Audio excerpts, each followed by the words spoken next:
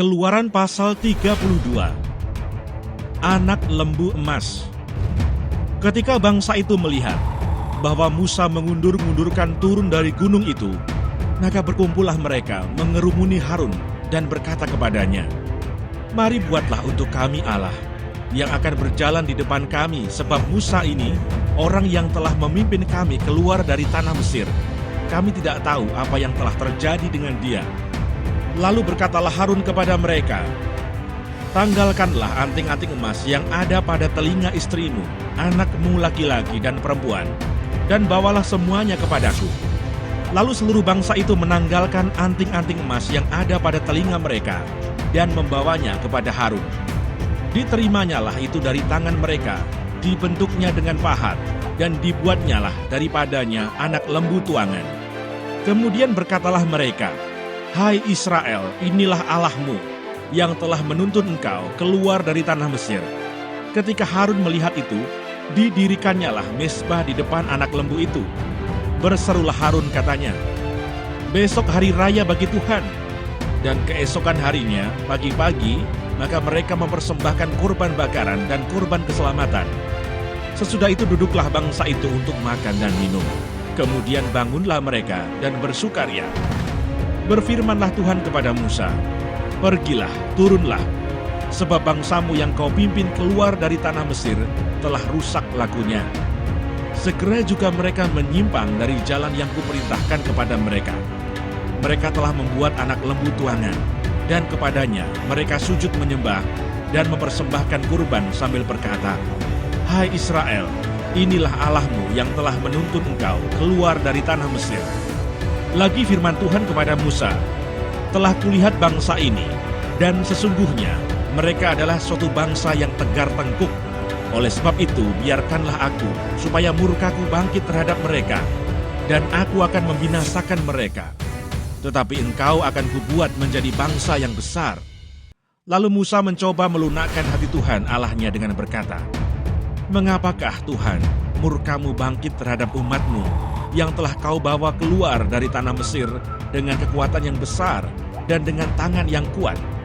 Mengapakah orang Mesir akan berkata, 'Dia membawa mereka keluar dengan maksud menimpakan malapetaka kepada mereka dan membunuh mereka di gunung dan membinasakannya dari muka bumi?' Berbaliklah dari murkamu yang bernyala-nyala itu dan menyesallah karena malapetaka yang hendak kau datangkan kepada umatmu. Ingatlah kepada Abraham, Ishak dan Israel, hamba-hambamu itu.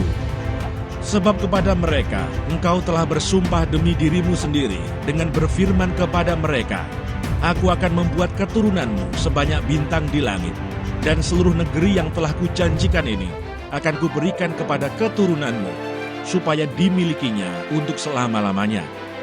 Dan menyesalah Tuhan karena malapetaka yang dirancangkannya atas umatnya. Setelah itu berpalinglah Musa, lalu turun dari gunung dengan kedua loh hukum Allah dalam tangannya. Loh-loh yang bertulis pada kedua sisinya, bertulis sebelah menyebelah. Kedua loh itu ialah pekerjaan Allah, dan tulisan itu ialah tulisan Allah, ditukik pada loh-loh itu. Ketika Yosua mendengar suara bangsa itu bersorak, berkatalah ia kepada Musa, "Ada bunyi sorak peperangan kedengaran di perkemahan." Tetapi jawab Musa, "Bukan bunyi nyanyian kemenangan, bukan bunyi nyanyian kekalahan. Bunyi orang menyanyi berbalas-balasan, itulah yang kudengar." Dan ketika ia dekat ke perkemahan itu, dan melihat anak lembu dan melihat orang menari-nari, maka bangkitlah amarah Musa. Dilemparkannya kedua loh itu dari tangannya, dan dipecahkannya pada kaki gunung itu. Sesudah itu diambilnyalah anak lembu yang dibuat mereka itu, dibakarnya dengan api, dan digilingnya sampai halus. Kemudian ditaburkannya ke atas air, dan disuruhnya diminum oleh orang Israel. Lalu berkatalah Musa kepada Harun, "Apakah yang dilakukan bangsa ini kepadamu, sehingga engkau mendatangkan dosa yang sebesar itu kepada mereka?" Tetapi jawab Harun, "Janganlah bangkit amarah tuanku. Engkau sendiri tahu bahwa bangsa ini jahat semata-mata. Mereka berkata kepadaku, 'Buatlah untuk kami Allah yang akan berjalan di depan kami, sebab Musa ini orang yang telah memimpin kami keluar dari tanah Mesir. kami tidak tahu apa yang telah terjadi dengan dia." Lalu aku berkata kepada mereka, "Siapa yang empunya emas haruslah menanggalkannya." Mereka memberikannya kepadaku, dan aku melemparkannya ke dalam api, dan keluarlah anak lembu ini. Ketika Musa melihat bahwa bangsa itu seperti kuda terlepas dari kandang, sebab Harun telah melepaskannya sampai menjadi buah cemooh bagi lawan mereka, maka berdirilah Musa di pintu gerbang perkemahan itu serta berkata, "Siapa yang memihak kepada Tuhan, datanglah kepadaku." Lalu berkumpullah kepadanya seluruh Bani Lewi. Berkatalah ia kepada mereka, "Beginilah firman Tuhan Allah Israel.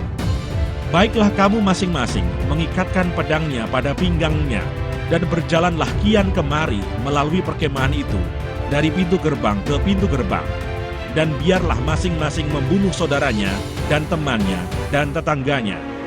Bani Lewi melakukan seperti yang dikatakan Musa, dan pada hari itu tewaslah kira-kira 3.000 orang dari bangsa itu.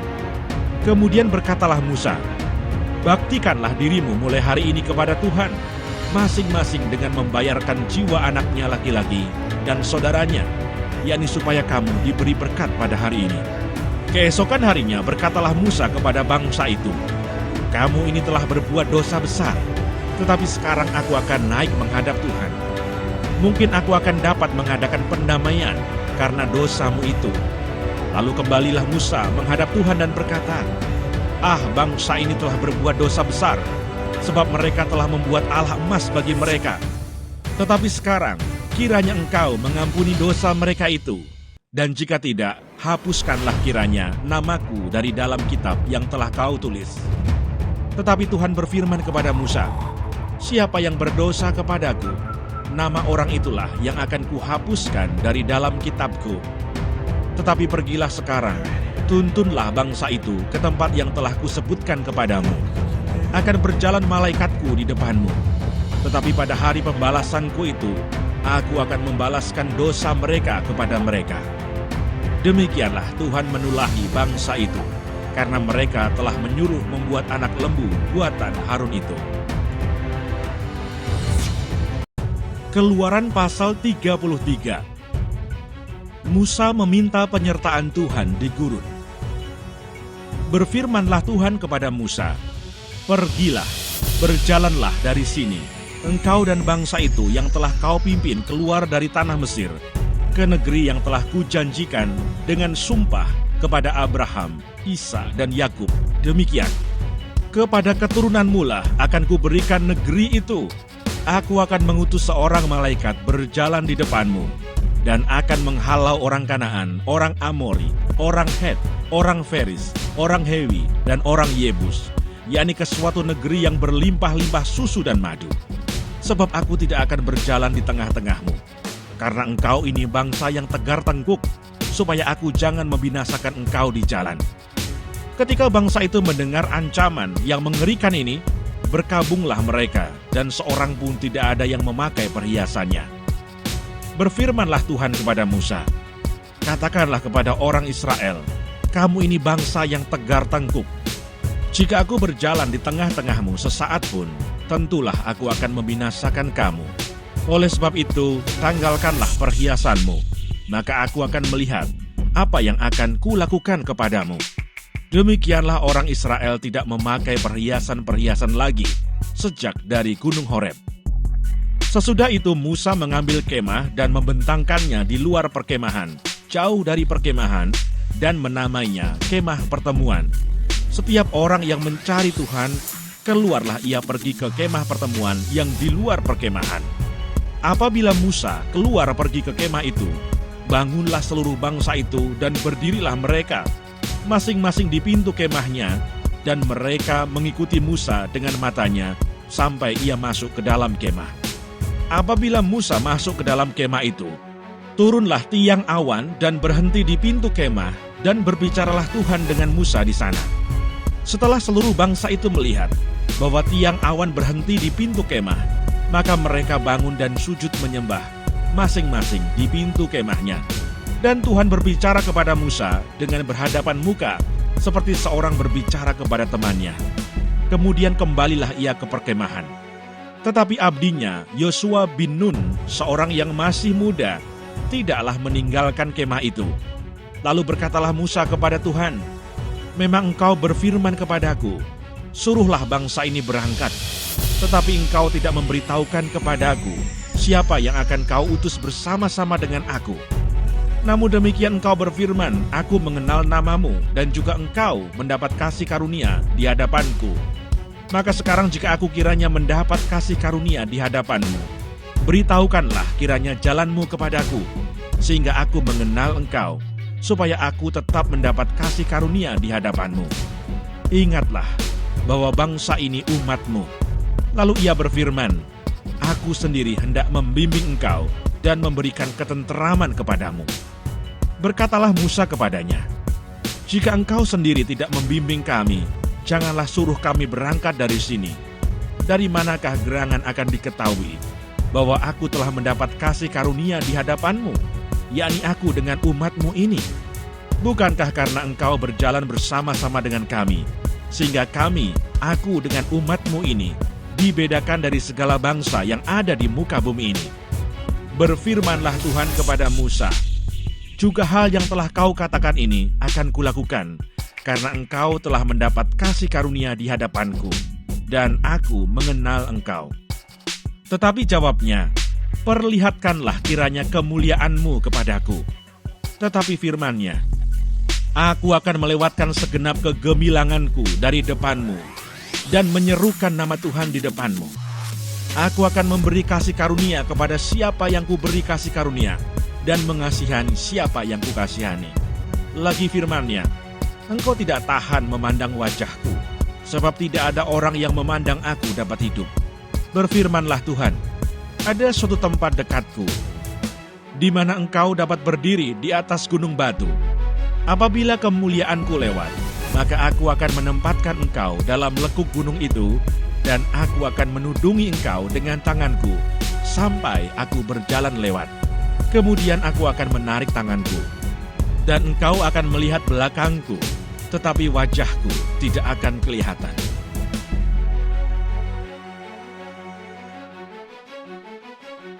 Keluaran pasal 34.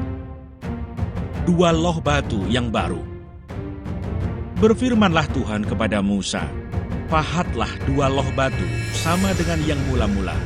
Maka aku akan menulis pada loh itu segala firman yang ada pada loh yang mula-mula yang telah kau pecahkan. Bersiaplah menjelang pagi dan naiklah pada waktu pagi ke atas gunung Sinai. Berdirilah di sana menghadap aku di puncak gunung itu. Tetapi janganlah ada seorang pun yang naik bersama-sama dengan engkau, dan juga seorang pun tidak boleh kelihatan di seluruh gunung itu. Bahkan kambing domba dan lembu sapi pun tidak boleh makan rumput di sekitar gunung itu." Lalu Musa memahat dua loh batu sama dengan yang mula-mula. Bangunlah ia pagi-pagi dan naiklah ia ke atas gunung Sinai, seperti yang diperintahkan Tuhan kepadanya, dan membawa kedua loh batu itu di tangannya. Turunlah Tuhan dalam awan, lalu berdiri di sana dekat Musa serta menyerukan nama Tuhan. Berjalanlah Tuhan lewat dari depannya dan berseru, "Tuhan, Tuhan, Allah penyayang dan pengasih, panjang sabar, berlimpah kasih-Nya dan setia-Nya, yang meneguhkan kasih setia-Nya kepada beribu-ribu orang, yang mengampuni kesalahan, pelanggaran dan dosa, tetapi tidaklah sekali-kali membebaskan orang yang bersalah dari hukuman, yang membalaskan kesalahan bapa kepada anak-anaknya dan cucunya, kepada keturunan yang ketiga dan keempat."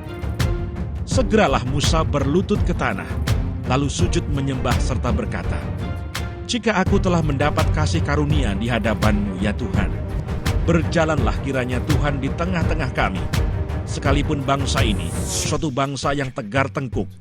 Tetapi ampunilah kesalahan dan dosa kami, ambillah kami menjadi milik-Mu."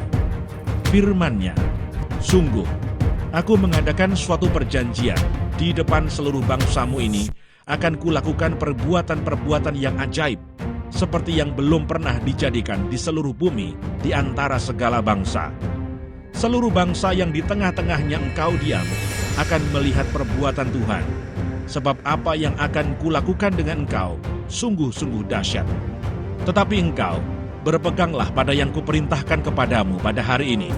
Lihat, aku akan menghalau dari depanmu orang Amori, orang Kanaan, orang Het, orang Feris, orang Hewi, dan orang Yebus. Berawas-awaslah, janganlah kau adakan perjanjian dengan penduduk negeri yang kau datangi itu, supaya jangan mereka menjadi jerat bagimu di tengah-tengahmu. Sebaliknya, mesbah-mesbah mereka haruslah kamu rubuhkan, tugu-tugu berhala mereka kamu remukkan, dan tiang-tiang berhala mereka kamu tebang. Sebab janganlah engkau sujud menyembah kepada Allah lain, karena Tuhan yang namanya cemburuan adalah Allah yang cemburu. Janganlah engkau sampai mengadakan perjanjian dengan penduduk negeri itu, apabila mereka berzina dengan mengikuti Allah mereka dan mempersembahkan korban kepada Allah mereka. Maka mereka akan mengundang engkau, dan engkau akan ikut makan korban sembelihan mereka. Apabila engkau mengambil anak-anak perempuan mereka menjadi istri anak-anakmu, dan anak-anak perempuan itu akan berzina dengan mengikuti Allah mereka, maka mereka akan membujuk juga anak-anakmu laki-laki untuk berzina dengan mengikuti Allah mereka. Janganlah kau buat bagimu Allah tuangan.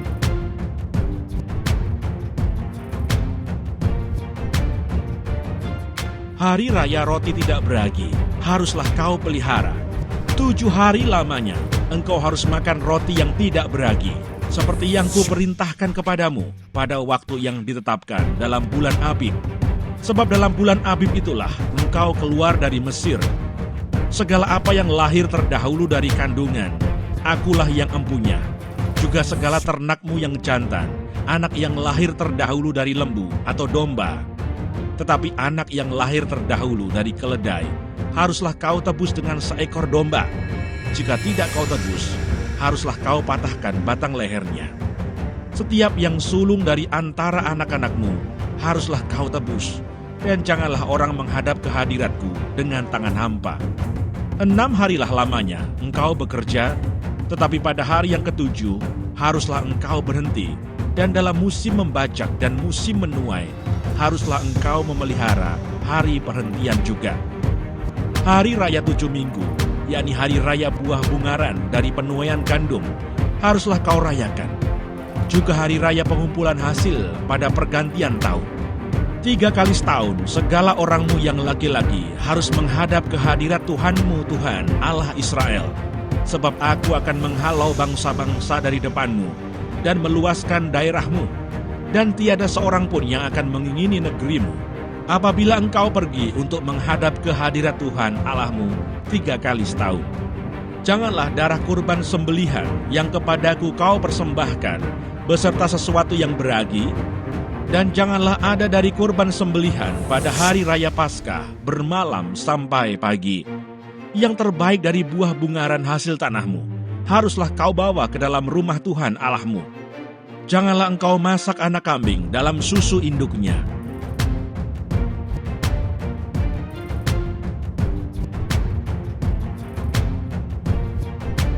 Berfirmanlah Tuhan kepada Musa, tuliskanlah segala firman ini, sebab berdasarkan firman ini telah kuadakan perjanjian dengan engkau dan dengan Israel. Dan Musa ada di sana bersama-sama dengan Tuhan 40 hari, 40 malam lamanya, tidak makan roti dan tidak minum air. Dan ia menuliskan pada loh itu segala perkataan perjanjian, yakni ke-10 firman.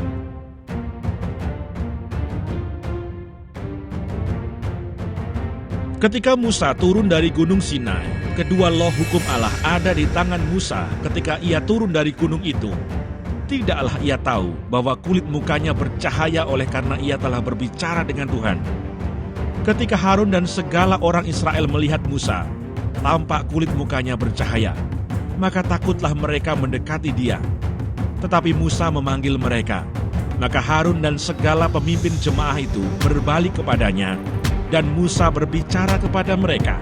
Sesudah itu mendekatlah segala orang Israel, lalu disampaikannyalah kepada mereka segala perintah yang diucapkan Tuhan kepadanya di atas gunung Sinai. Setelah Musa selesai berbicara dengan mereka, diselubunginyalah mukanya. Tetapi apabila Musa masuk menghadap Tuhan untuk berbicara dengan dia, ditanggalkannyalah selubung itu sampai ia keluar, Dan apabila ia keluar, dikatakannya kepada orang Israel apa yang diperintahkan kepadanya. Apabila orang Israel melihat muka Musa, bahwa kulit muka Musa bercahaya, maka Musa menyelubungi mukanya kembali sampai ia masuk menghadap untuk berbicara dengan Tuhan. Keluaran pasal 35. Peringatan untuk menguduskan hari Sabat. Lalu Musa menyuruh berkumpul segenap jemaah Israel dan berkata kepada mereka, "Inilah firman yang diperintahkan Tuhan untuk dilakukan. 6 hari lamanya boleh dilakukan pekerjaan, tetapi pada hari yang ketujuh haruslah ada perhentian kudus bagimu, yakni Sabat, hari perhentian penuh bagi Tuhan. Setiap orang yang melakukan pekerjaan pada hari itu haruslah dihukum mati. Janganlah kamu memasang api dimanapun dalam tempat kediamanmu pada hari Sabat." Persembahan khusus untuk mendirikan kemah suci dan untuk kebaktian di dalamnya.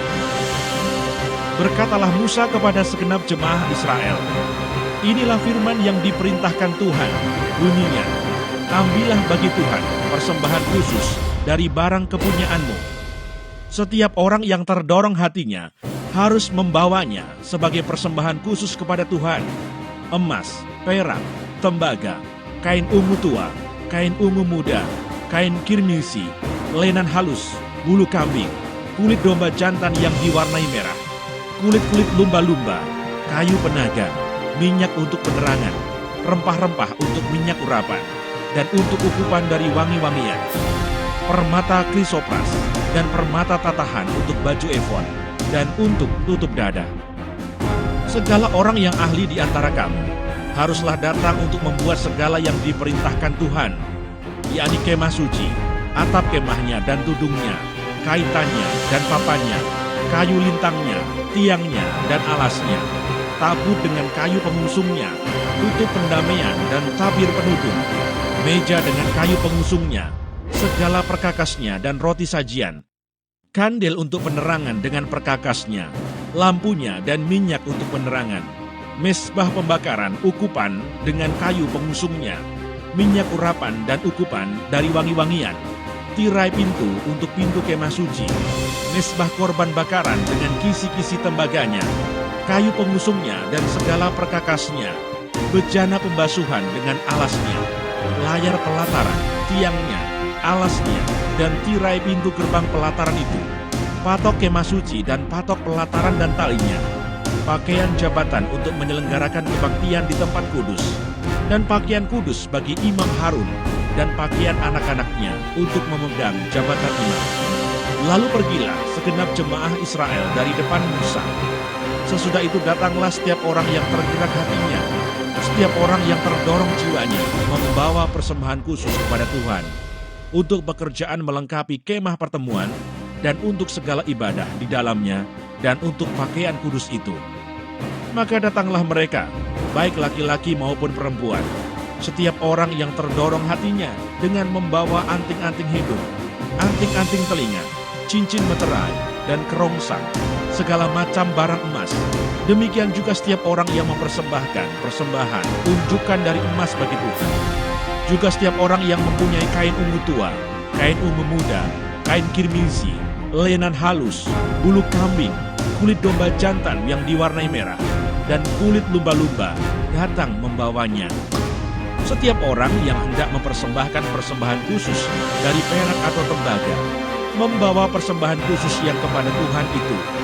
Dan setiap orang yang mempunyai kayu penaga, membawanya juga untuk segala pekerjaan mendirikan itu. Setiap perempuan yang ahli memintal dengan tangannya sendiri dan membawa yang dipintalnya itu, yakni kain ungu tua, kain ungu muda, kain kirmisi, dan lenan halus. Semua perempuan yang tergerak hatinya, oleh karena ia berkeahlian, memintal bulu kambing. Pemimpin-pemimpin membawa permata krisopras dan permata tatahan untuk baju efod dan untuk tutup dada, rempah-rempah dan minyak untuk penerangan, untuk minyak urapan, dan untuk ukupan dari wangi-wangian. Semua laki-laki dan perempuan yang terdorong hatinya akan membawa sesuatu untuk segala pekerjaan yang diperintahkan Tuhan dengan perantaraan Musa untuk dilakukan.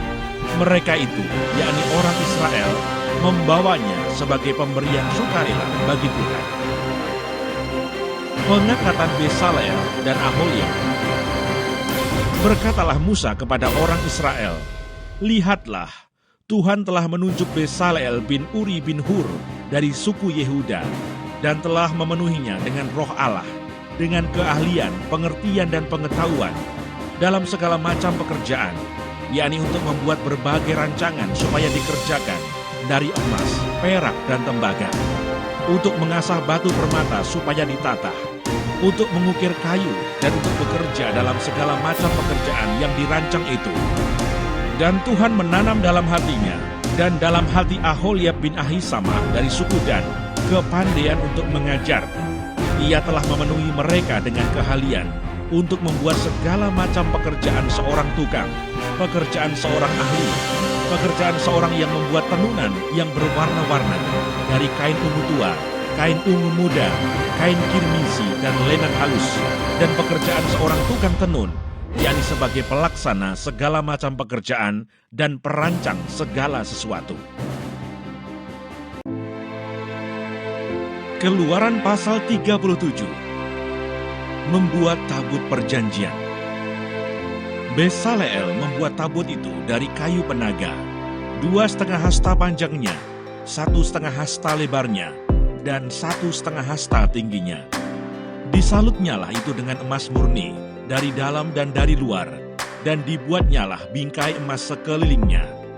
Dituangnyalah 4 gelang emas untuk tabut itu, pada keempat penjurunya, yaitu 2 gelang pada rusuknya yang satu, dan 2 gelang pada rusuknya yang kedua. Dibuatnyalah kayu pengusung dari kayu penaga, dan disalutnyalah itu dengan emas, dan dimasukannyalah kayu pengusung itu ke dalam gelang yang pada rusuk tabut itu, supaya tabut dapat diangkut. Dibuatnyalah tutup pendamaian dari emas murni, 2,5 hasta panjangnya, dan 1,5 hasta lebarnya.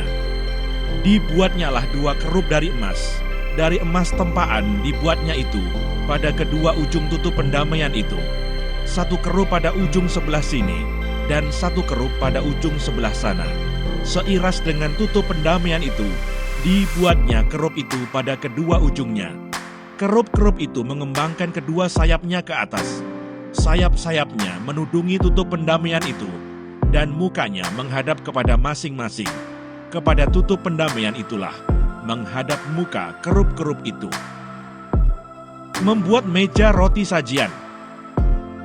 Dibuatnyalah meja itu dari kayu penaga, 2 hasta panjangnya, 1 hasta lebarnya, dan 1,5 hasta tingginya. Disalutnyalah itu dengan emas murni, dan dibuatnya bingkai emas sekelilingnya. Dibuatnyalah sekelilingnya jalur pinggir yang setapak tangan lebarnya, dan dibuatnya bingkai emas sekeliling jalur pinggirnya itu.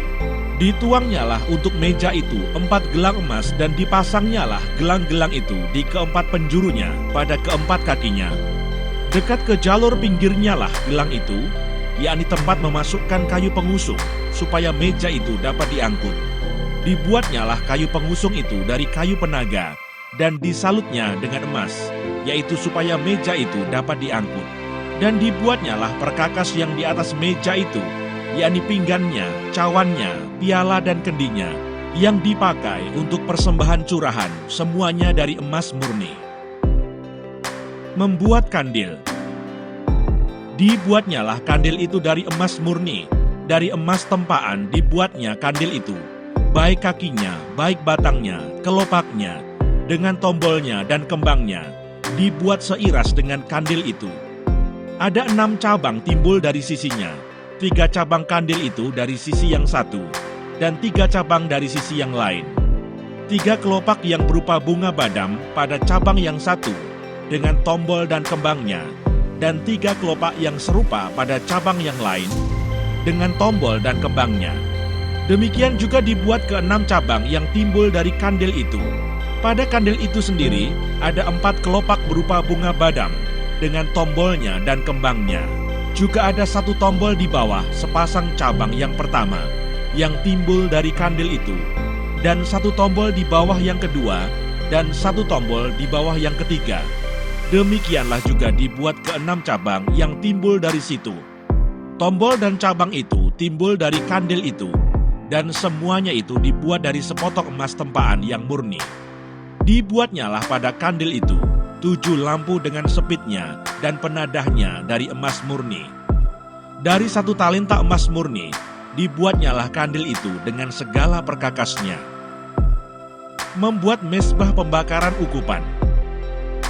Dibuatnyalah mezbah pembakaran ukupan itu dari kayu penaga, sehasta panjangnya dan sehasta lebarnya, 4 persegi, tetapi 2 hasta tingginya.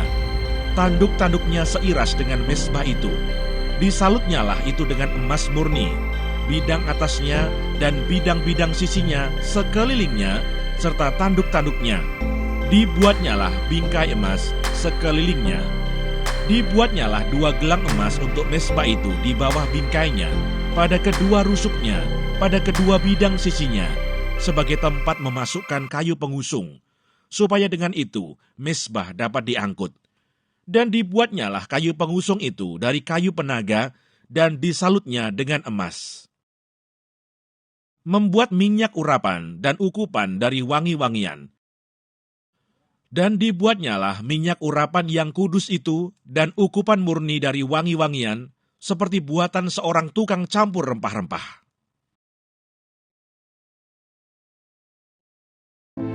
Keluaran pasal 38.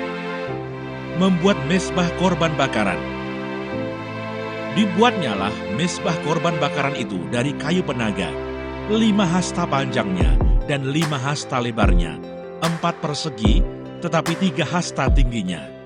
Dibuatnyalah tanduk-tanduknya pada keempat sudutnya. Tanduk-tanduknya itu dibuat seiras dengan mezbah itu, dan disalutnya dengan tembaga. Dibuatnyalah segala perkakas mezbah itu, yakni kuali-kuali, sodok-sodok, bokor-bokor penyiraman, garpu-garpu, dan perbaraan-perbaraan, perkakasnya itu dibuatnya dari tembaga.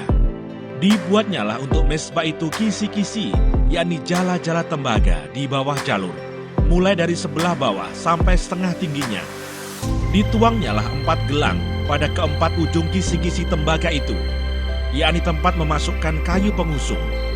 Dibuatnyalah kayu-kayu pengusung itu dari kayu penaga, dan disalutnya dengan tembaga. Dan dimasukannyalah kayu-kayu pengusung itu ke dalam gelang-gelang yang pada rusuk mezbah itu, supaya dengan itu mezbah dapat diangkut. Mezbah itu dibuatnya berongga dan dari papan. Membuat bejana pembasuhan. Dibuatnyalah bejana pembasuhan dan juga alasnya dari tembaga, dari cermin-cermin para pelayan perempuan yang melayani di depan pintu kemah pertemuan. Membuat pelataran. Dibuatnyalah pelataran itu pada sebelah selatan. Layar pelataran itu dari lenan halus yang dipintal benangnya 100 hasta panjangnya. Ke-20 tiang layar itu dengan ke-20 alas tiang itu dari tembaga, tetapi kaitan-kaitan tiang itu dan penyambung-penyambungnya dari perak. Pada sebelah utara 100 hasta. Ke-20 tiang layar itu dengan ke-20 alas tiang itu dari tembaga, tetapi kaitan-kaitan tiang itu dan penyambung-penyambungnya dari perak. Pada sebelah barat, layar 50 hasta dengan 10 tiangnya dan 10 alas tiang itu, dan kaitan-kaitan tiang itu serta penyambung-penyambungnya dari perak. Dan pada sebelah timur 50 hasta, yakni layar 15 hasta untuk sisi yang satu di samping pintu gerbang itu, dengan 3 tiangnya dan 3 alas tiang itu. Dan juga untuk sisi yang kedua di samping pintu gerbang itu, sebelah menyebelah pintu gerbang pelataran itu ada layar 15 hasta dengan 3 tiangnya dan 3 alas tiang itu. Segala layar yang mengelilingi pelataran adalah dari lenan halus yang dipintal benangnya. Alas-alas untuk tiang-tiang itu adalah dari tembaga, tetapi kaitan-kaitan tiang itu dan penyambung-penyambungnya dari perak. Juga salut kepalanya dari perak. Dihubungkanlah dengan penyambung-penyambung dari perak segala tiang-tiang pelataran itu. Tirai pintu gerbang pelataran itu tenunan yang berwarna-warna dari kain ungu tua, kain ungu muda, kain kirmisi, dan dari lenan halus yang dipintal benangnya. 20 hasta panjangnya, Tetapi tingginya yang juga lebar kain itu adalah 5 hasta, sama dengan tinggi layar pelataran itu. Keempat tiangnya dan keempat alas tiang itu dari tembaga, tetapi kaitan-kaitannya dari perak, dan juga salut kepalanya serta penyambung-penyambungnya dari perak. Segala patok untuk kemah suci dan untuk pelataran itu sekelilingnya adalah dari tembaga. Biaya untuk mendirikan kemah suci. Inilah daftar biaya untuk mendirikan kemah suci, yakni kemah suci, tempat hukum Allah, yang disusun atas perintah Musa oleh orang Lewi di bawah pimpinan Itamar, anak Imam Harun. Besaleel bin Uri bin Hur dari suku Yehuda membuat segala yang diperintahkan Tuhan kepada Musa. Dan bersama-sama dengan dia, turut Aholiab anak Ahisamah dari suku Dan, seorang tukang dan ahli, seorang yang membuat tenunan yang berwarna-warna dari kain ungu tua, dari kain ungu muda, dari kain kirmisi, dan dari lenan halus. Segala emas yang dipakai untuk segala pekerjaan mendirikan tempat kudus itu, yakni emas dari persembahan unjukan, ada 29 talenta dan 730 shikal, ditimbang menurut shikal kudus. Perak persembahan mereka yang didaftarkan dari antara jemaah itu ada 100 talenta dan 1.775 shikal, ditimbang menurut shikal kudus. Sebeka seorang, yaitu setengah shikal, ditimbang menurut shikal kudus untuk setiap orang yang termasuk orang-orang yang terdaftar, yang berumur 20 tahun ke atas, sejumlah 603.550 orang. 100 talenta perak dipakai untuk menuang alas-alas tempat kudus dan alas-alas tiang tabir itu. 100 alas sesuai dengan 100 talenta itu. Jadi 1 talenta untuk 1 alas. Dari yang 1.775 shikal itu, dibuatnyalah kaitan-kaitan untuk tiang-tiang itu. Disalutnyalah kepala tiang itu dan dihubungkannya tiang-tiang itu dengan penyambung-penyambung. Tembaga dari persembahan unjukan itu ada 70 talenta dan 2.400 shikal. Daripadanya dibuatnyalah alas-alas pintu kemah pertemuan dan mesbah tembaga dengan kisi-kisi tembaganya. Segala perkakas mesbah itu, alas-alas pelataran sekelilingnya, alas-alas pintu gerbang pelataran itu, segala patok kemah suci, dan segala patok pelataran sekelilingnya. Keluaran pasal 39. Membuat pakaian imam. Dari kain ungu tua, kain ungu muda, dan kain kirmisi, dibuat merekalah pakaian jabatan yang dipakai apabila diselenggarakan kebaktian di tempat kudus. Juga dibuat mereka pakaian-pakaian kudus untuk Harun, seperti yang diperintahkan Tuhan kepada Musa. Dibuatnyalah baju efod dari emas, kain ungu tua dan kain ungu muda, kain kirmisi dan lenan halus yang dipintal benangnya. Mereka menempa emas papan dan dipotong-potongnya itu menjadi benang emas, untuk dipakankan pada kain ungu tua, pada kain ungu muda, pada kain kirmisi, dan pada lenan halus, buatan seorang ahli. Dibuat merekalah tutup bahu pada baju efod itu, yang disambung kepadanya, di kedua ujungnya lah baju efod itu disambung. Sabuk pengikat yang ada pada baju efod itu adalah seiras dan sama buatannya dengan baju efod itu, yakni dari emas, kain ungu tua, kain ungu muda, kain kirmisi, dan lenan halus yang dipintal benangnya, seperti yang diperintahkan Tuhan kepada Musa. Dikerjakan merekalah permata krisopras, yakni dililit dengan ikat emas, diukirkan padanya nama para anak Israel, yang diukirkan seperti meterai. Ditaruhnyalah itu pada kedua tutup bahu baju efod sebagai permata peringatan untuk mengingat orang Israel, seperti yang diperintahkan Tuhan kepada Musa.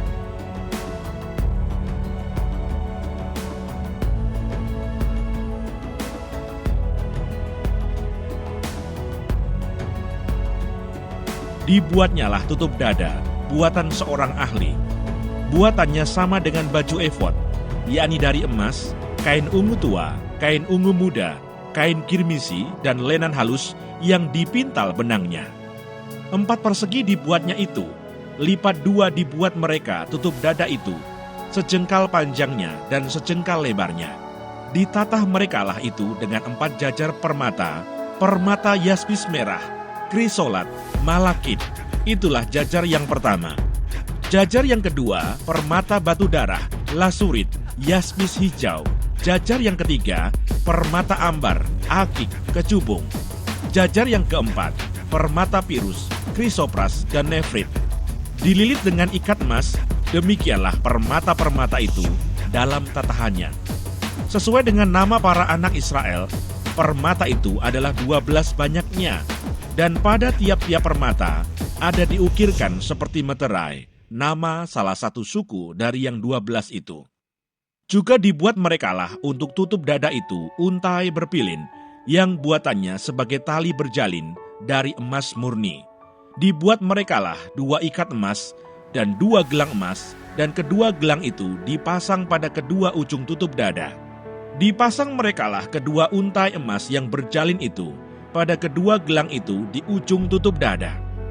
Kedua ujung lain dari kedua untai berjalin itu dipasang merekalah pada kedua ikat emas itu. Demikianlah dipasang pada tutup bahu baju efod di sebelah depannya. Dibuat merekalah 2 gelang emas dan dibubuh pada kedua ujung tutup dada itu pada pinggirnya yang sebelah dalam yang berhadapan dengan baju efod. Juga dibuat merekalah 2 gelang emas dan dipasang pada kedua tutup bahu baju efod di sebelah bawah pada bagian depan, dekat ke tempat persambungannya di sebelah atas sabuk baju efod. Kemudian diikatkan merekalah tutup dada itu dengan gelangnya kepada gelang baju efod dengan memakai tali ungu tua, sehingga tetap di atas sabuk baju efod, dan tutup dada itu tidak dapat bergeser dari baju efod, seperti yang diperintahkan Tuhan kepada Musa. Dibuatnyalah gamis baju efod, buatan tukang tenun, dari kain ungu tua seluruhnya. Leher gamis itu di tengah-tengahnya seperti leher baju sirah. Lehernya itu mempunyai pinggir sekelilingnya, supaya jangan koyak. Dibuat merekalah pada ujung gamis itu buah delima dari kain ungu tua, kain ungu muda, dan kain kirmisi yang dipintal benangnya. Dibuat merekalah giring-giring dari emas murni, dan ditaruhlah giring-giring itu di antara buah delima pada ujung gamis itu, berselang-seling di antara buah delima itu, sehingga satu giring-giring dan satu buah delima selalu berselang-seling pada sekeliling ujung gamis yang dipakai apabila diselenggarakan kebaktian seperti yang diperintahkan Tuhan kepada Musa. Dibuat merekalah kemeja dari lenan halus, buatan tukang tenun, untuk Harun dan anak-anaknya, serban dari lenan halus, destar yang indah dari lenan halus, celana lenan dari lenan halus yang dipintal benangnya, dan ikat pinggang dari lenan halus yang dipintal benangnya, kain ungu tua, kain ungu muda, dan kain kirmisi dari tenunan yang berwarna-warna, seperti yang diperintahkan Tuhan kepada Musa. Dibuat merekalah patam, jamang yang kudus dari emas murni, dan pada jamang itu dituliskan tulisan, diukirkan seperti meterai, kudus bagi Tuhan. Dipasang merekalah pada patam itu tali ungu tua, untuk mengikatkan patam itu pada serbannya di sebelah atas, seperti yang diperintahkan Tuhan kepada Musa.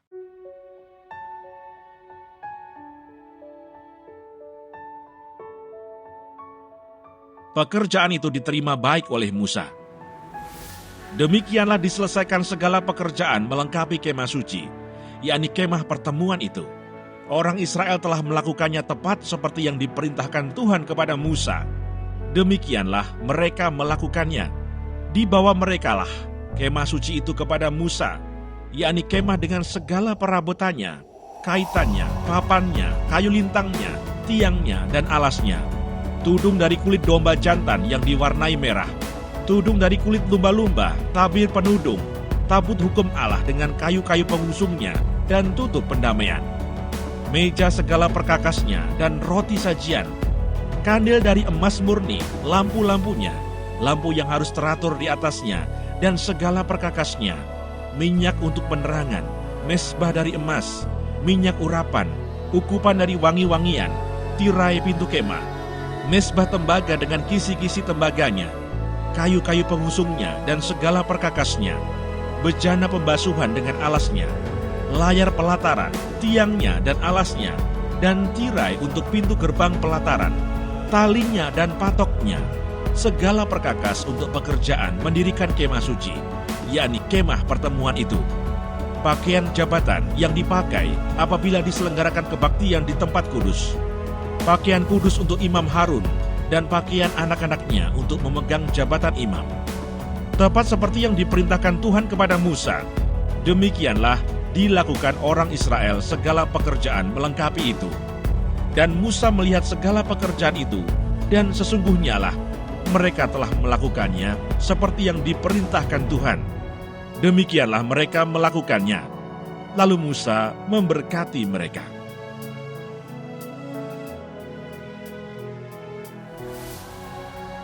Keluaran pasal 40. Musa mendirikan kemah suci.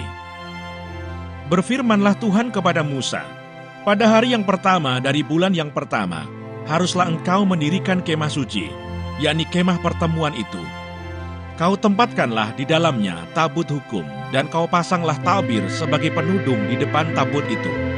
Kau bawalah ke dalamnya meja, dan taruhlah di atasnya perkakas menurut susunannya. Kau bawalah ke dalamnya kandil, dan kau pasang lampu-lampunya di atasnya. Kau taruhlah mezbah emas untuk membakar ukupan di depan tabut hukum. Kau gantungkanlah tirai pintu kemah suci.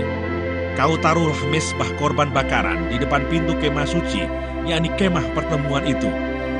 Kau taruhlah bejana pembasuhan di antara kemah pertemuan dan mezbah itu, lalu kau taruhlah air ke dalamnya. Haruslah kau buat pelataran keliling, dan kau gantungkanlah tirai pintu gerbang pelataran itu. Kemudian kau ambillah minyak urapan, dan kau urapilah kemah suci dengan segala yang ada di dalamnya. Demikianlah harus engkau menguduskannya dengan segala perabotannya sehingga menjadi kudus. Juga kau urapilah mezbah korban bakaran itu dengan segala perkakasnya. Demikianlah engkau harus menguduskan mezbah itu, sehingga mezbah itu maha kudus. Juga kau urapilah bejana pembasuhan itu dengan alasnya. Dan demikianlah engkau harus menguduskannya. Kemudian kau suruhlah Harun dan anak-anaknya datang ke pintu kemah pertemuan, dan kau basuhlah mereka dengan air. Kau kenakanlah pakaian yang kudus kepada Harun.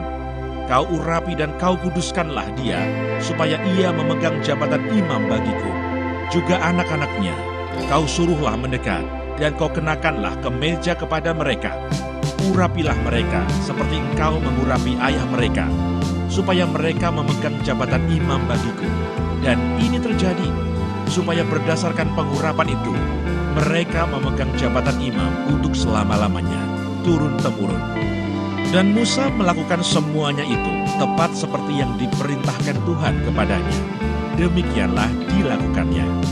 Dan terjadilah dalam bulan yang pertama tahun yang kedua, pada tanggal 1 bulan itu, maka didirikanlah kemah suci.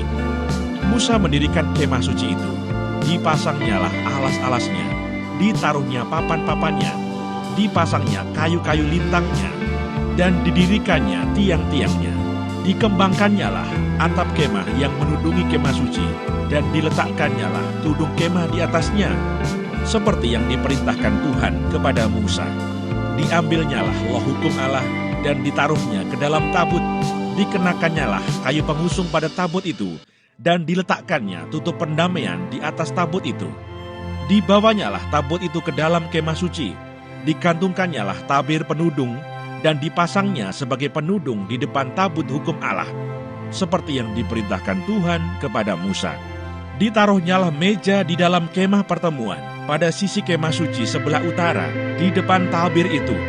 Diletakkannya di atas roti sajian menurut susunannya, di hadapan Tuhan, seperti yang diperintahkan Tuhan kepada Musa. Ditempatkannya kandil di dalam kemah pertemuan, berhadapan dengan meja itu, pada sisi kemah suci sebelah selatan. Dipasangnya lampu-lampu di atasnya di hadapan Tuhan, seperti yang diperintahkan Tuhan kepada Musa. Ditempatkannya mezbah emas di dalam kemah pertemuan, di depan tabir itu. Dibakarnya di atasnya ukupan dari wangi-wangian, seperti yang diperintahkan Tuhan kepada Musa. Digantungkannya tirai pintu kemah suci. Mezbah korban bakaran ditempatkannya di depan pintu kemah suci, yakni kemah pertemuan itu, dan dipersembahkannya di atasnya korban bakaran dan korban sajian, seperti yang diperintahkan Tuhan kepada Musa. Ditempatkannyalah bejana pembasuhan di antara kemah pertemuan dan mezbah itu. Lalu ditaruhnyalah air ke dalamnya untuk pembasuhan. Musa dan Harun serta anak-anaknya membasuh tangan dan kaki mereka dengan air dari dalamnya. Apabila mereka masuk ke dalam kemah pertemuan, dan apabila mereka datang mendekat kepada mezbah itu, maka mereka membasuh kaki dan tangan, seperti yang diperintahkan Tuhan kepada Musa. Didirikannya tiang-tiang pelataran sekeliling kemah suci dan mezbah itu, dan dikantungkannyalah tirai pintu gerbang pelataran itu. Demikianlah diselesaikan Musa pekerjaan itu. Kemuliaan Tuhan memenuhi kemah suci. Lalu awan itu menutupi kemah pertemuan dan kemuliaan Tuhan memenuhi kemah suci, sehingga Musa tidak dapat memasuki kemah pertemuan, sebab awan itu hinggap di atas kemah itu dan kemuliaan Tuhan memenuhi kemah suci. Apabila awan itu naik dari atas kemah suci, berangkatlah orang Israel dari setiap tempat mereka berkemah.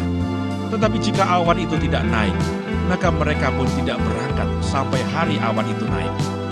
Sebab awan Tuhan itu ada di atas kemah suci pada siang hari, dan pada malam hari ada api di dalamnya, di depan mata seluruh umat Israel pada setiap tempat mereka berkemah.